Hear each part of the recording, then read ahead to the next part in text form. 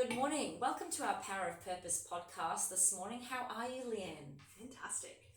It's so good to have you here today. Thank you for joining us. So, Leanne, tell us about yourself. What have you been doing for the last 5 years?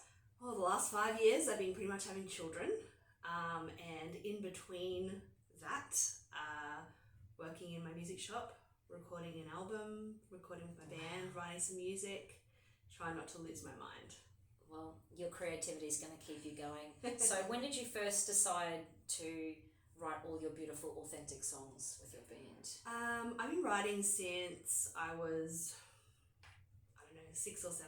I've always been, thank you. I lived in the middle of nowhere, so there's nothing much else to do. So I probably started writing a bit more serious songs in high school. Then did music at uni, so did a heap more songwriting then, started my first regionals band. Sounds amazing.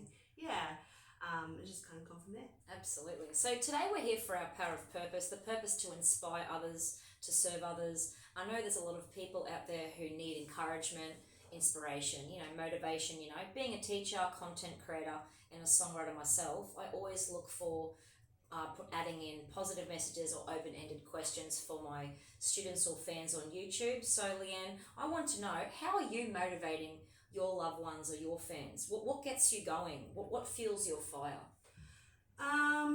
So motivating myself or motivating other people? Both. Okay, Very so important.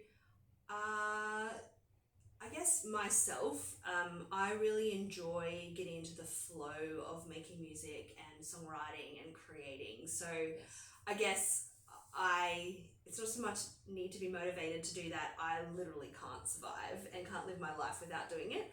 Yeah. So it's something that I just have to do because otherwise I would just lose my mind. Motivating others, I think, I've got 4 kids and the oldest is 8 and she's quite musical. They're all quite musical. They don't really have a choice in the matter, but I don't really need to motivate her in the sense that I just provide her with, lessons, and I provide her with a piano at home and her instrument so that and the time. So, her schedule isn't so jam-packed that she doesn't have a lot of free time that she can create, and she can have that intrinsic motivation that she wants to do it. So I guess I just set her up for success to be intrinsically motivated. Excellent. How do you do that? What's So the strategy?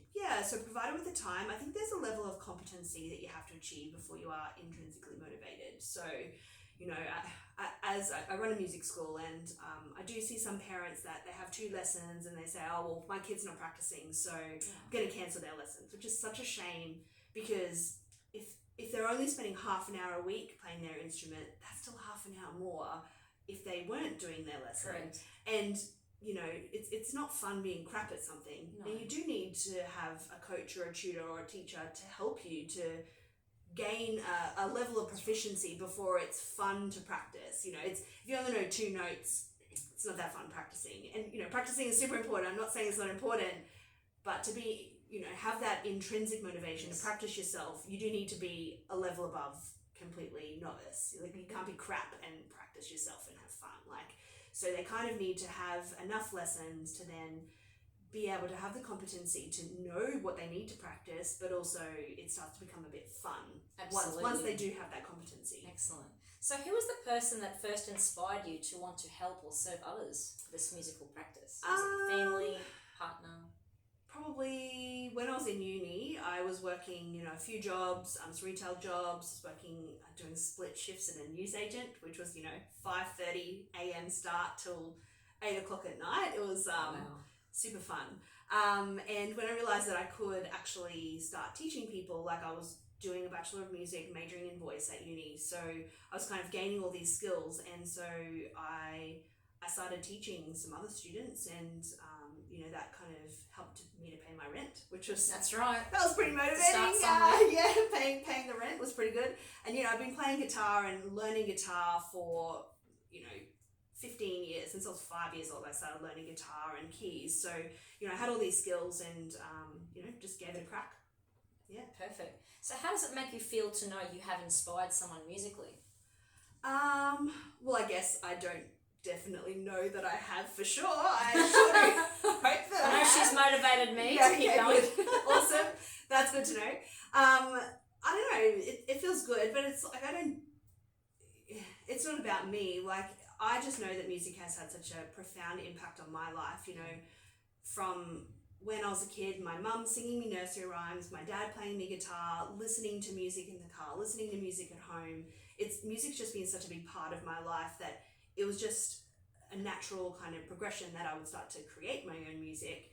And I guess it's pretty special that I can help other people to do that as well, because you know there are certain skills that you need, and to be able to pass those skills on, I think I'm pretty good at explaining things. She's amazing at explaining things. So Thanks. if everyone's singing lessons, silly and Buzz Music.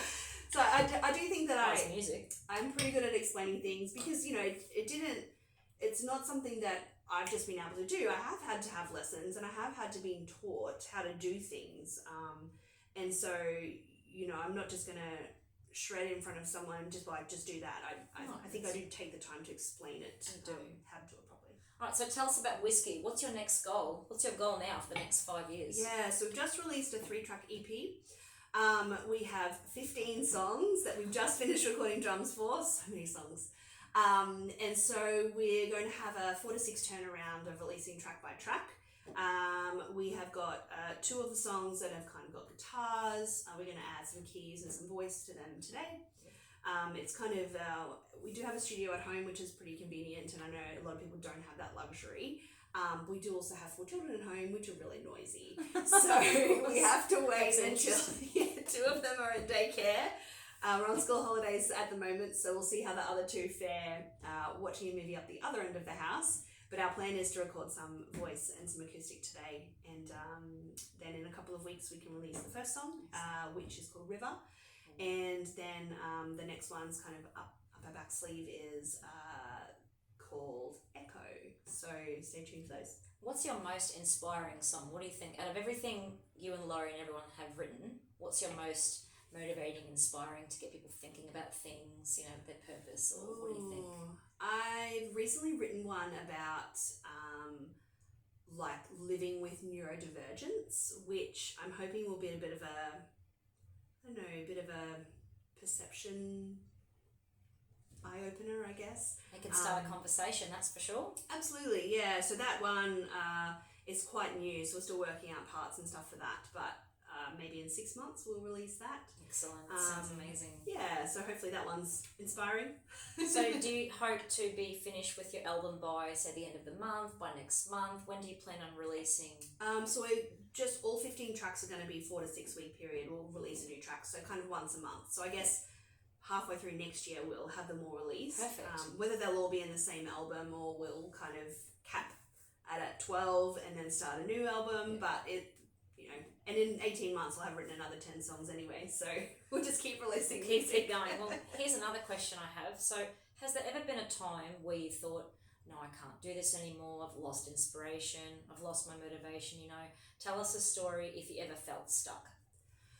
I think having kids is a real big life change event. After my first kid, she's now 8, after I had her, I think the change of identity going from, you know, no kids to kids was the biggest shift for me. And the sleep deprivation was just horrific. Like, this kid didn't sleep for more than 20 minutes at a time overnight. It's just, it was the worst. And, you know, for a while she's going to be an only child. That's how bad it was. But we've got 4 kids now, so she obviously survived. got cuter. Yeah, we survived. But I think that was like, when you're in the thick of it, thinking that this is my life now, it's not going to change, it's not going to get any better, and kind of losing any sight of this is only momentary, and, you know, they're going to get older, they're going to get less dependent on you.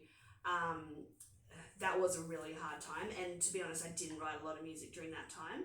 And you're too tired to. Oh, I was just exhausted. Yeah. Like, I didn't literally do anything but survive being a parent for a year or so, and then I was pregnant with a second kid, so I can relate. I've got 2 boys of my own, and one's 9 and one's 6, and they teach you how to be patient. Oh man. And even more patient. So patient. So what's something you would like to teach the world about the power of purpose today? How can we encourage a global nation to love helping people and serve others? What do you think?